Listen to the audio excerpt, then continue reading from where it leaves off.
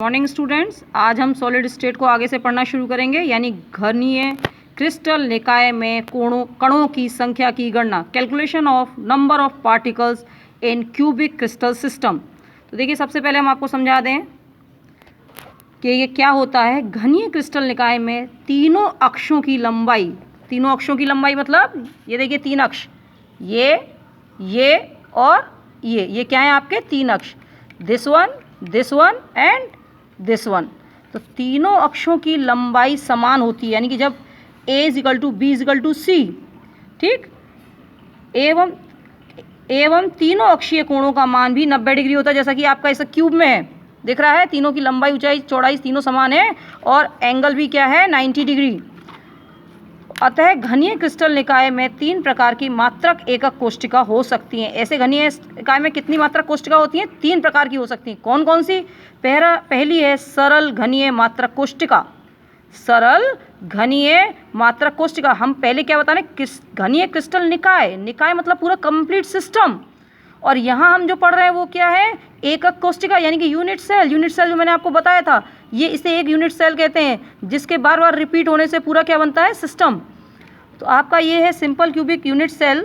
इसमें क्या है, अवयवी कण केवल कहाँ रहेंगे, घन में 8 कोनों पर उपस्थित होते हैं, जो कि मैं पहले भी आपको समझा चुकी हूँ। और प्रत्येक अवयवी कण का मात्रक कोष्टिका में योगदान कितना देता है, 1/8। ये हम आपको समझा चुके हैं कि ये क्या है, कोनों पे स्थित है, 8 कोनों पे स्थित है, और एक किससे दूसरे से कितना होता है, 1/8। यानी इसका अकेले का क्या कितना पार्ट रहेगा, ये वाला 1/8, क्योंकि 8 से क्या होता है, ये आपका 8 और अन्य क्रिस्टल सिस्टम से जुड़ा होता है, जिसकी वजह से इसका पार्ट जो इसमें आएगा वो 1/8 ही आएगा, ठीक है। अतः एक मात्रक कोष्टिका में कुल अवयवी कणों की संख्या कितनी रहती है, 1, ठीक। यानी कि अगर हम इसके 8 कोनों को देखें तो ये 1/8, ये 1/8, ये 1/8, ये 1/8, ऐसी 8 कोने 1/8 हो जाएंगे। इनको प्लस करेंगे तो एक यूनिट सेल में कितने हो गए, पूरे उसमें कोष्टिका में कितने हो गए, मात्र 1, ठीक है। तो ये आपका दिख रहा होगा एग्जाम्पल, ठोस ऑक्सीजन और पोलोनियम। अब आ जाइए विविक्त यानी आइसोलेटेड। अगर हम ये सिस्टम सिर्फ एक ही रखें, एक सिंपल, ठीक, तो इसके अंदर सरल घनीय में एक कोष्टिका में कुल कितने अवयव होंगे, एक कोष्टिका में कितने, यानी इस वाले एक कोष्टिका में कितने अवयव होंगे, कितने आपने 8, क्योंकि अब ये किसी से लिंक नहीं हो रहा है। अगर ये सिंगल आइसोलेटेड पढ़ा है तो कितने हो गए, 8। उसी तरह से हम बाकियों के बारे में करेंगे। कौन सा, अंतः केंद्रीय घनक कोशिका या बॉडी सेंटर मैंने आपको समझाया था कि 8 कोनों पे और एक बीचों बीच होगा, एक बीचों बीच अंदर। तो अंदर वाला तो किसी से लिंक हो ही नहीं सकता, वो एक रहता है, और बाकी ये सब 8 किससे लिंक होते हैं, 1/8 करके हम 1/8 गुणा 8 कर देंगे तो कितना रह जाएगा, 1। यानी टोटल इसके अंदर कितने हो गए, 1 + 1 = 2। पर जब ये आपका क्या होगा, विभक्त यानी कि आइसोलेटेड में रहेगा, तो आइसोलेटेड में कितने हो गए, 8 तो कोने वाले प्लस 1, यानी टोटल = 9। और नहीं समझ में आए दोबारा पूछ लीजिएगा। मैंने आपको समझाया बीसीसी में अंदर वाला जो यानी कि अंदर आपका जो मौजूद होगा, परमाणु अणु जो अंदर मौजूद होगा, वो किसी से और से लिंक नहीं होगा, वो इसका खुद का होगा। और जो बाकी 8 कोनों पे मौजूद हैं वो किसके होंगे, सबसे लिंक्ड होंगे, यानी कि ये वाला 8 से लिंक होगा, ये वाला भी 8 से लिंक होगा, ये वाला भी इस तरह से। तो यानी 1/8 × 8 करेंगे तो वो 1 आ गया, और प्लस 1 जो अंदर वाला करेंगे तो 2 आ गया। तो क्या है आपका प्रति एकक, बात को समझिएगा, दे रखा है प्रति एकक कोष्टिका अवयवी कणों की कुल संख्या 1 + 1 यानी 2। परंतु जब आइसोलेटेड अंतः केंद्रीय घनीय मात्रक कोष्टिका का करेंगे तो क्या हो गया, 8 + 1 = 9। फलक केंद्रीय यानी कि फेस पे, जो कि हमने कल आपको समझाया था, फेस पे। फेस यानी कहने का मतलब है, जैसे इसमें देखिए एक फेस ये हो गया बीचों बीच, ठीक है, 8 तो कोनों पे मौजूद है, एक यहाँ पे मौजूद हो गया, एक यहाँ मौजूद हो गया, एक ये मौजूद हो गया, ठीक, एक ये, इसी तरह से सारे आपके क्या हो गए, एक ये, इस तरह से क्या हो गए आपके, कितने आ गए, 6 फलक। तो आपका कोने वाले 1/8 × 8 यानी कि = 1, और जो आपका बीच में फेस पे, क्योंकि इसके ऊपर सिर्फ एक ही रखा जाएगा, देखिए इसके ऊपर क्या रखा गया, 1, तो 1 रखा गया, यानी बीच वाला किससे है, 2 से लिंक है, तो उसको क्या करेंगे, 6 × 1/2 = 3। तो इसका मतलब क्या हुआ, एक फलक केंद्रीय, ठीक है, एक फलक केंद्रित घनीय एकक कोष्टिका में अवयवी कणों की संख्या कितनी हो गई, 3 + 1 = 4। परंतु अगर हम इसे आइसोलेटेड एफसीसी एकक कोष्टिका में अवयवी कणों की संख्या की गणना करें तो कोने वाले 8 + 6 जो आपके फेसों पे हैं, तो टोटल = 14। एग्जाम्पल्स आपके दे रखे हैं, सिल्वर, गोल्ड, निकल, कॉपर, एल्युमिनियम। अब आ जाइए नीचे, स्टोक्योमेट्री क्या होती है या रस समीकरणमिति। क्या जी? रस समीकरणमिति या स्टोक्योमेट्री। इसका क्या है पहले आप समझ लीजिए। एकक कोष्ठिका में उपस्थित विभिन्न परमाणुओं का अनुपात यौगिक का रसायनी समीकरणमिति या स्टोक्योमेट्री कहलाती है। यानी एकक कोष्ठिका यानी यूनिट सेल में जितने परमाणु मौजूद हैं उनका एक दूसरे से रेशियो, यानी अगर हम NaCl का एक कहें तो NaCl का अगर हम एक यूनिट सेल करें तो सोडियम कितना है? 1, और क्लोरीन कितना है? 1। अगर हम वहीं अगर किसी और की बात करते हैं, यानी जैसे मान लीजिए हम बात कर रहे हैं आपकी किसकी, सिल्वर ऑक्साइड की, या किसी भी आपकी बात कर लीजिए, चलिए बात कर लेते हैं हम कैल्शियम क्लोराइड की। जैसे आपका है ये कैल्शियम क्लोराइड, इसका अगर हम यूनिट सेल बात करते हैं तो कितना हो गया? एक परमाणु कैल्शियम का और 2 परमाणु क्लोरीन के, तो इसका स्टोक्योमेट्री क्या हुआ? 1:2। इसे कहते हैं आपका स्टोक्योमेट्री यानी रेशियो ऑफ एटम्स। तो आप आ जाइए, अब हम लोग स्टोक्योमेट्री डिफाइन कर दिया। अब हम आपको क्रिस्टलों में अवयवी कणों का निबंधन संकुलन, निबंधन संकुलन मतलब क्लोज्ड पैकिंग, पैकिंग मतलब किस तरह से आपके जुड़े हुए हैं। तो close packing of constituent particle, constituent वही मैंने आपको बताया क्या है कॉन्स्टिट्यूएंट, एटम हो सकता है, आयन हो सकता है, मॉलिक्यूल हो सकता है। इन क्रिस्टल यानी क्रिस्टल में, यानी आपका जो क्रिस्टल बना है, जो यानी क्रिस्टल है, इसके अंदर आपके अवयवी कण जो हैं वो किस तरह से आपके जुड़े हुए हैं, उसके आधार पर हम आपको समझाते हैं कि ठोसों में अवयवी कण इस प्रकार व्यवस्थित रहते हैं कि उनके मध्य यानी उनके बीच में रिक्त स्थान कम हो। ये टेंडेंसी होती है आपकी सॉलिड स्टेट में कि वो आपके मिनिमम दूरी पे पैक्ड रहना चाहेंगे, क्योंकि वो चाहते हैं कि उनके अंदर अट्रैक्शन फोर्स ज़्यादा हो और स्टेबिलिटी ज़्यादा हो। इस व्यवस्था से जो संरचना बनती है, यानी इस क्लोज पैकिंग से जो संरचना बनती है उसे क्या कहते हैं? निविड़ संकुलन संरचना यानी क्लोज्ड पैक्ड स्ट्रक्चर कहते हैं। तो आ जाइए अब क्लोज पैक्ड स्ट्रक्चर के बारे में आगे पढ़ते हैं। घनीय निविड़ संकुलन संरचना यानी क्यूबिक क्लोज्ड पैक्ड स्ट्रक्चर। कौन सा? क्यूबिक क्लोज्ड पैक्ड स्ट्रक्चर, तो वो यही है आपको जो हम दिखा रहे हैं, क्यूबिक क्लोज्ड पैक्ड स्ट्रक्चर। अब और दूसरा है हेक्सागोनल क्लोज्ड पैक्ड स्ट्रक्चर। तो हेक्सागोनल संकुलित संरचना यानी कहने का मतलब ये है आपका कि ये जो आपकी हेक्सागोनल है इसको ऐसे ही करके कई सारे रख दिए जाएं, जो कि आगे हम पढ़ाएंगे भी आपको कि हेक्सागोनल क्लोज्ड पैक्ड स्ट्रक्चर कैसा होता है। तो वो देखिए कई सारी ये हेक्सागोनल क्लोज्ड पैक्ड स्ट्रक्चर दिखाया जा रहा है, जो कि आगे हम आपको समझाएंगे। ठीक है, तो ये है hexagonal closed packed structure. Hexagonal closed packed structure के अंदर क्या होता है आपका? षष्ठकोणीय निविड़ कहते हैं। दोनों ही निविड़तम संकुलन संरचना है, मतलब आपकी निविड़तम मतलब हाईली क्लोज्ड पैक्ड, यानी इनके अंदर स्ट्रेंथ या स्ट्रॉन्गली पैक्ड हैं। ये कौन कौन सी? आपकी क्यूबिक क्लोज्ड पैक्ड और हेक्सागोनल क्लोज्ड पैक्ड। जबकि उसके अलावा जबकि सरल घनीय, कौन सी आपकी? सरल घनीय तथा काय केंद्रित यानी एंड सेंटर सिंपल क्यूबिक, ये घनीय संरचनाएं निविड़ संकुलन संरचनाएं नहीं है, यानी कि इनके अंदर इतनी स्ट्रेंथ नहीं है या ये क्लोज पैक स्ट्रक्चर्स नहीं है। अब आ जाइए नोट या इंपॉर्टेंट चीज़, उपसह संयोजन संख्या that is called coordination number. Coordination number क्या है? कोऑर्डिनेशन नंबर क्या है समझ लिए। इसके लिए किसी संकुलन में, यानी किसी संकुलन क्या है आपका? Packed structure. जैसे ये पैक्ड स्ट्रक्चर, तो इसमें पैक्ड स्ट्रक्चर में आपका कोई भी परमाणु जितने निकटतम प्रतिवेश यानी नियरेस्ट नेबर यानी उसके आसपास जो उसे घेरे हुए हैं परमाणु के संपर्क में होता है, वह उसकी क्या होती है? उपसह संयोजन। तो देखिए इसमें आपका कोई भी पकड़ लीजिए, आप ये वाला पकड़ लीजिए, ठीक है।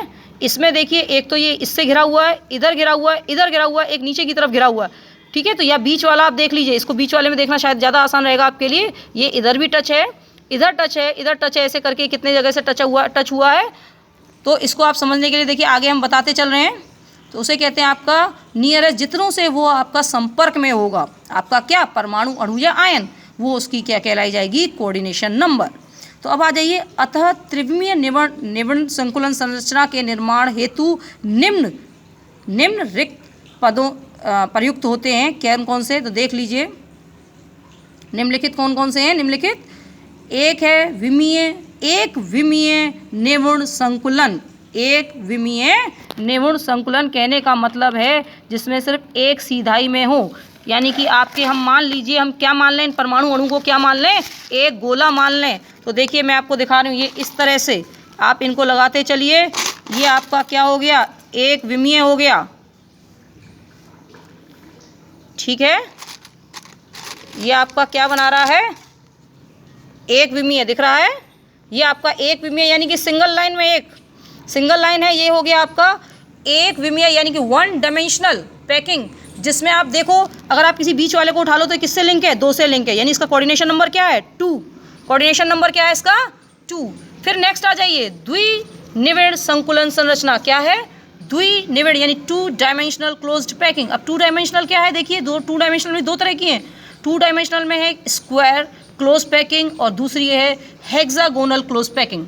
दिख रहा है आप लोगों को, एक है आपका स्क्वायर क्लोज पैकिंग और एक है आपका हेक्सागोनल क्लोज पैकिंग। तो देखिए हम इसे बनाने की कोशिश करते हैं। यहाँ पे देखिए आपका है स्क्वायर क्लोज पैकिंग कैसे बनेगी, देखिए इसमें दिख रहा है स्क्वायर क्लोज पैकिंग यानी कि ए यानी इसके ऊपर सेम तरह से रखा गया है। जैसे अगर मैं आपको यहाँ रख दूँ, ये देखिए मैं आपके गोले के ऊपर गोले रख रही हूँ बिल्कुल इसी तरह से, ये देखिए रखा हुआ है ठीक, और ये आपका ये रख गया, उसके ऊपर आप ऐसे ही रखते चलिए। तो ये क्या होगा आपका, ये जो बन रहा है, जो ये बन के आएगा वो क्या बन के आएगा आपका, इसमें आपका ध्यान रखना है कि एक के ऊपर एक रखा जा रहा है। ये एक के ऊपर एक रख रहे हैं हम, जो ये संरचना बन के आ रही है, ये देखिए दिख रहा है आपको। ये संरचना जो है वो आपकी किसकी है 2 डायमेंशनल। 2 डायमेंशनल में आप गौर से देखिएगा, अगर हम बनाना कोशिश करते हैं बनाने की, यानी कि हम पॉइंट्स को मिलाते हैं, किसको मिलाते हैं हम, किसी भी पॉइंट को मिलाते हैं। देखिए जैसे आप इस पे आ जाइए, यानी इसके बीचों बीच को, इसके बीचों बीच को आप इसके बीचों बीच से मिलाइए, ठीक है। फिर उसके बाद यानी कर मैं इसे एक गोला मान लूँ, इसे गोला मान लूँ 1। इधर देखिए आप इसको ध्यान से गौर से फर्स्ट समझिएगा, क्योंकि ये समझना स्ट्रक्चर बहुत ज़रूरी है। ये 1 गोला मान लूँ, इसे आपका मान लूँ 2, ठीक है। और इसके बाद आपका ये आपका आ जाएगा, इसके बाद नीचे ये 3, ठीक, और आपका ये 4। देखिए ये 1 2 3 4 मैंने आपको दिखाया। अब आप इसको जोड़ के देखिए, देखिए 1 से आप 2 की तरफ चलिए, 2 से आप 3 की तरफ चलिए, 3 से आप 4 की तरफ चलिए, फिर 1 की तरफ चलिए, यानी 1 से 2, 2 से 3 और 3 से 4 क्या बनेगा, एक स्क्वायर प्राप्त होगा। देखिए ये रहा स्क्वायर। उसी तरह से आप सीधे भी चल सकते हैं, ज़रूरी नहीं आप ऐसे ही चलें, आप सीधे चलिए। सीधे का मतलब 3 ऐसे लीजिए, 3 ऐसे लीजिए, 3 ऐसे लीजिए, 3 ऐसे लीजिए, ठीक है। 3 3 हम लेंगे तो क्या प्राप्त होगा हमें, स्क्वायर। तो स्क्वायर यानी कि एक, इसमें क्या पैटर्न है, ए पैटर्न क्या है, सेम सेम, मतलब ए और ए सेम पैटर्न है। इस पैटर्न को क्या कहते हैं आपका, ये पैटर्न है आपका है 2 डायमेंशनल, ठीक है, 2 डायमेंशनल या फिर स्क्वायर 2 डायमेंशनल स्क्वायर पैकिंग। अब नेक्स्ट आ जाइए, हम आप बात कर रहे हैं द्विविमीय षष्टिकोणीय निविड़न यानी 2 डायमेंशनल हेक्सागोनल क्लोज्ड पैकिंग। अब इसमें हमारा अंगूर का शेप, मतलब थोड़ा सा इस तरह से ले लीजिए, यानी जो हमने ए रखा हुआ है, जो ए रखा है इसमें से बीच वाले बी को हटाइए और इनके बीचों में लगा दीजिए। ये आपका इस तरह से लगा दीजिए, ठीक है। ये आपने इस तरह से लगाया, ये इसके बीचों बीच लगाया और ये इसके बीचों बीच लगा दिया। फिर आपने इसको ऊपर वाले की उस पर लगा दिया। ये आपका इस तरह से बन रहा है, ये देखिए और ये देखिए, दिख रहा है ये आपको। तो इसमें क्या है, आपकी लेयर्स अलग अलग है। अगर हम इस वाली लेयर को ए बोल रहे हैं, नीचे वाली को ए बोल रहे हैं, तो ये क्या हो गई, बीच वाली लेयर, बीच वाली लेयर बी मान लीजिए और फिर से इसके ऊपर ए आ गई, यानी ए, ठीक है, बी ए, ये हो गई ए बी और ए, ये 3 लेयर बन गई आपकी। देखिए इसको दिख रहा है आपको। अगर इसके अंदर हम पॉइंट्स लेंगे, क्या ले रहे हैं, अगर हम इसके अंदर पॉइंट्स लेना शुरू करते हैं किसी का, तो कैसे आएगा वो देखिए। तो उसके लिए हम ये इसको A1 मान ले रहे हैं। किसको मान ले रहे हैं, इसको 1, इसके मिड को, सेंटर को, इसको मान लीजिए 2। यहाँ पे हम आप 2 कर रहे हैं आपको, ये इसका सेंटर 2 मान लीजिए, ठीक। इसका सेंटर आप मान लीजिए 3 और उसके नीचे आपका ये वाला सेंटर 4, ठीक। ये आपका सेंटर आ जाएगा 5 और ये सेंटर क्या हो जाएगा आपका इधर वाला, ठीक, ध्यान से समझिएगा, ये 6। तो आप ज़रा जोड़ के देखिए इसको, 1 से 2 को जोड़िए, 2 से 3 को जोड़िए, 3 से 4 को जोड़िए, 4 5 को सीधा जुड़ेगा और ये देखिए आपका हेक्सागोनल बन रहा है। ध्यान से देखिएगा, 1 2 को जोड़िए, 2 से 3 को, 3 से 4 को, 4 से 5 को और 5 से 6 को, इट्स बिकम अ हेक्सागोनल। देखिए इधर, देखिए इधर, ध्यान से देखिए, ये आपका हेक्सागोनल दिख रहा है, ठीक है। और जब हम इसको देखेंगे कितनों से लिंक है, तो आप जरा एक बीच वाले को उठाइए और देखिए, देखिए बीच वाला ये है, ये बीच वाला है, ये कितनों से लिंक है, 1 2 3 4 5 और 6। अगर आप इस बीच वाले को देख लीजिए, गोले को, और देख लीजिए कितनों से लिंक हो रहा है, 6 से लिंक हो रहा है, यानी कि इसका कोऑर्डिनेशन नंबर क्या हो गया, 6। क्या हो गया इसका कोऑर्डिनेशन नंबर, 6। तो ये है आपका 2 डायमेंशनल वाले आ गए। अब आइए देखिए इसमें जो आगे बताने वाली बात है, देखिए समझिए कि द्विविमीय वर्ग निविड़ संकुलन यानी कि 2 डायमेंशनल क्यूबिक क्लोज पैकिंग संरचना में संकुलन यानी पैकिंग स्ट्रेंथ का मतलब है वो कितने स्ट्रेंथ से बने हुए हैं, उसकी वजह से जो घेरा हुआ स्थान है यानी कि इन परमाणु या अणुओं का घेरा हुआ स्थान जो होता है वो होता है 52.4। आप बना के देख लीजिएगा 52.4, जबकि जो आपका षष्ठकोणीय है उसके अंदर घेरा हुआ स्थान क्या है 60.4, यानी कि वो ज़्यादा घेरता है स्थान बजाय आपके closed packing cubic close packing से। अब आ जाइए नेक्स्ट है त्रिविम निविड़ संकुलन यानी 3 dimensional closed packing. 3 dimensional close packing plane पे समझाना थोड़ा मुश्किल होता है, पर मैं कोशिश करूँगी आपको कि समझा सकूँ। तो ये 3 डायमेंशनल क्लोज पैकिंग द्विमीय परतों को एक के ऊपर एक रखने पर, द्विमीय यानी कि जो अभी हमने डायमेंशनल 2 डायमेंशनल बनाई था उसके ऊपर और नीचे, समझिएगा आप अच्छे से। यानी अगर ये आपका प्लेन है, दिस इज़ द प्लेन, ठीक है, मान लीजिए ये आपका प्लेन है, ये प्लेन, इस पर हमने कोई चीज़ रख रखी है, तो इसके नीचे वाली तरफ और ऊपर वाली तरफ दोनों तरफ कुछ रखने पर जो हमें मिलेगी संरचना वो 3 डायमेंशनल होगी, जो कि स्पेस में जितनी भी संरचनाएं होती हैं वो 3 डायमेंशनल होती हैं। जैसे ये भी आपका 3 डायमेंशनल है, ठीक है, ये भी आपका 3 डायमेंशनल है, तो ये डायमेंशनल 3 डायमेंशनल हमें प्राप्त होगी, यानी कि जो हमें प्रैक्टिकली प्राप्त होती है वो 3 डायमेंशनल होती हैं। जिसके अंदर 3 डायमेंशनल में भी अब आपका देखिए आगे ये 2 उसमें विभाजित कर दिया गया है, किसके आधार पर, द्विमीय परतों को एक के ऊपर एक रखने पर जो मिलता है उसकी संरचना के आधार पर 3 में। और वास्तविक क्रिस्टल की ज्योमेट्री क्या होती है, यानी ज्योमेट्री वास्तविक जो क्रिस्टल है वो क्या है 3 डायमेंशनल।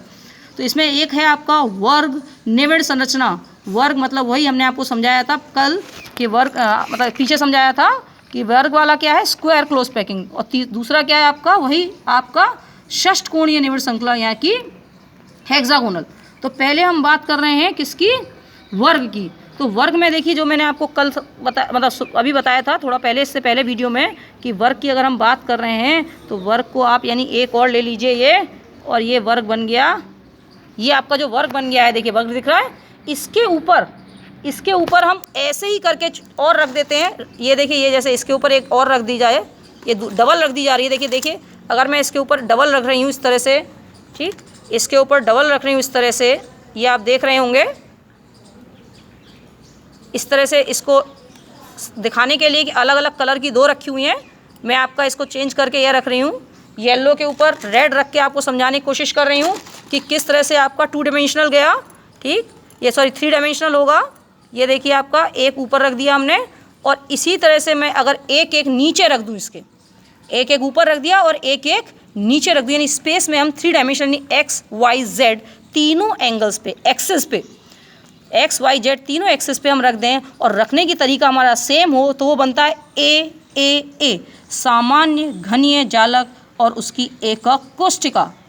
जबकि हेक्सागोनल जो आपने पढ़ा है, हेक्सागोनल में आपके त्रिविम संरचना बनाने के लिए द्विमीय यानी कि द्विमीय षष्ठकोणीय निविड़ संकुलन, यानी जो आपका हम त्रिविम बना रहे हैं 3 डायमेंशनल बना रहे हैं, तो उसके लिए जो हमने अभी पीछे पढ़ा था आपका 2 डायमेंशनल हेक्सागोनल क्लोज पैकिंग पर हम एक और परत रखेंगे, और उस परत को रखने की व्यवस्था 2 तरह से की जाती है। 2 तरह से कैसे की जा सकती है, अब आप ये देखिए, प्रथम परत पर द्वितीय परत की संरचना, किस पे, प्रथम परत पर द्वितीय परत की संरचना, placing second layer over the first layer. किस तरह से करेंगे placing second layer over the first layer, अभी हम आपको समझाते हैं। जबकि देख लीजिए दूसरा है द्वितीय परत पर तृतीय परत की स्थापना। एक है द्वितीय परत यानी कि जो हमने 2 डायमेंशनल पढ़ा था, उस 2 डायमेंशनल में थर्ड कैसे रखी जाएगी, उस तरीके उसके ये हैं।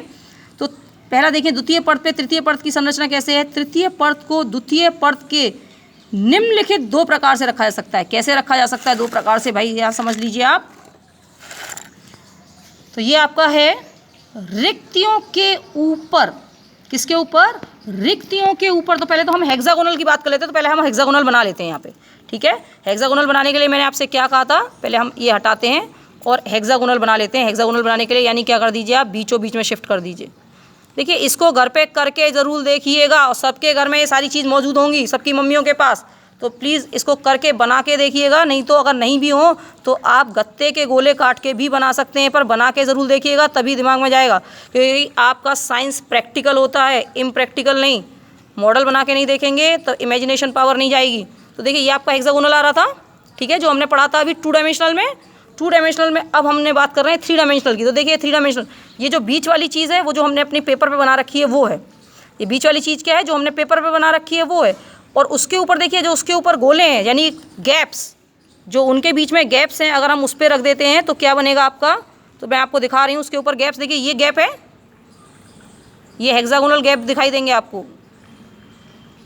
देखिए आपका एक गैप ये रहा, एक गैप ये रहा, ठीक है। ये थोड़ा सा डिस्टर्ब हो रहा है क्योंकि पेपर उस पर बन रहा है, थोड़ा समझ लीजिएगा आप, ठीक। तो ये गैप आपका ये रहा, एक गैप ये रहा, इसके ऊपर हम गोले रख रहे हैं। देखिए ये गोला हमने इसके ऊपर रख दिया, ठीक है जी, ठीक है। दूसरा गोला हमने ऐसे रख दिया, इसको हटा के मैं रेड कलर रख देती हूँ जिससे आप इजीली समझ सकें। ये रख दिया, इनको हमने कैसे रखा, इसको भी जोड़ते हुए रखा, ये जुड़ जाएंगे देखिए आपका, ठीक है। इसको हमने ऐसे रख दिया, ठीक, ये हमने ऐसे रख दिए और ये हमने ऐसे रख दिया। तो एक पैकिंग तो ये हो गई आपकी, सॉरी इसका नहीं, इसके भी गैप में। तो ये एक पैकिंग ये हो गई देखिए आपकी, जो कि इसमें दिखा रखी है, ये वाली पैकिंग, ये वाली पैकिंग आपकी, ये पैकिंग है, दिख रहा है आपको, ठीक है। ये आपकी ये वाली पैकिंग है। तो इस तरह से ए बी चलता रहेगा, ए उसके ऊपर बी, उसके ऊपर ए, उसके ऊपर बी, यानी ये बन गया आपका देखिए हेक्सागोनल इस तरह का, ठीक। ये आपका है, इसके अंदर क्यूबिक क्लोज पैकिंग हेक्सागोनल है जिससे प्राप्त संरचना ये। एक दूसरा तरीका होता है ए बी सी, फिर ए बी सी का क्या है तो इसको समझ लीजिए। इसमें क्या करते हैं, पहले एक जैसे मैंने ए बी रखा है और जो तीसरा सी रखेंगे वो बी से उल्टा हो जाएगा। जैसे ये तीसरा आपका बी रखा हुआ है, अब जब हम सी रखेंगे तो सी उल्टा कैसे होगा आप समझ ही लीजिए इसको भी। देखिए सी कैसा होगा, इस तरह से, यानी ऐसे, ये ऐसे जाएगा सी, अब आपका ये ऐसे और ये ऐसे, दिख रहा है आपको। ये आपका क्या हो गया, ए बी सी संरचना, यानी पहले नीचे ए है, फिर उसके ऊपर रेड वाला बी है, फिर उसके जो ऊपर हमने लगाया वो सी है। तो ये है आपका ए बी सी संरचना। तो देखिए ए बी सी आपको इसमें देखिए, ये जो हमने पहले येलो कलर से लगा रखा है इसमें दिख रहा है आपको, वो है आपकी ए संरचना। फिर उसके बाद जो ये लगा रखा है वो नीचे रेड कलर वाला दूसरे नंबर का, वो है बी संरचना। फिर उसके ऊपर दोबारा से ये वाली चीज़ जो दिखा रखी है वो सी संरचना, यानी कि फिर से हमने दोबारा से येलो से लगा रहा है वो क्या है आपकी सी संरचना।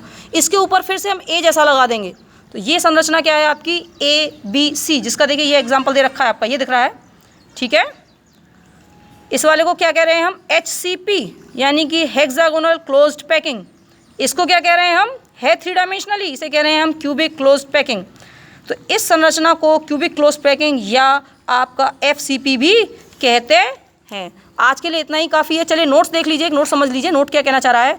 नोट ये कहना चाह रहा है कि HCP यानी हेक्सागोनल क्लोज पैकिंग और CCP यानी दोनों जो हमने पढ़ी हैं कि संकुलन क्षमता यानी पैकिंग क्या है, स्ट्रेंथ कितनी है 74%, यानी दोनों की जो पैकिंग स्ट्रेंथ है वो क्या है 74, यानी सेम।